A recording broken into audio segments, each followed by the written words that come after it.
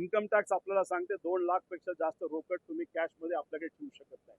पण सिगरेट पीत पीत सिरसाटांकडे करोड रुपये त्या बॅगेमध्ये तिथं पडले होते. नंतर काय सांगतात की तो माझा पैसा आहे. आता तो कसा कमवला हे मी तिथं सिद्ध केलंय. 5,000 कोटी जे बुडवलेत सरकारचे, त्यातून त्यांनी तो पैसा आणला. तसंच आज दानवे साहेबांनी जो व्हिडिओ दाखवला त्याच्यामध्ये सुद्धा आपल्याला रोकड बरोबर काही लोक त्या ठिकाणी दिसत आहेत. आता याच्यात खोलात जाण्याची जरूरत आहे. पण होतं कसं, सिरसाटांचा व्हिडिओ आला आणि गेला, इन्व्हेस्टिगेशन मात्र सरकारकडनं त्या ठिकाणी केलं गेलं नाही.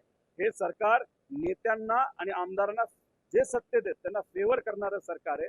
जर कुठला एखादा नेता नाही तर आमदार अडकतो, खास करून तो अजितदादांच्या पक्षाचा नाही एकनाथ शिंदे साहेबांच्या पक्षाचा असतो, त्यांना देवेंद्र फडणवीस साहेबांच्या ऑफिसमध्ये बोलावलं जातं, मी तुला वाचवतो पण 29च्या आधी तुला आमच्या पक्षामध्ये प्रवेश करावा लागेल, आमच्या पक्षातून तुला निवडणूक लढावी लागेल, अशी भूमिका बीजेपीकडनं त्या ठिकाणी घेतली जाते.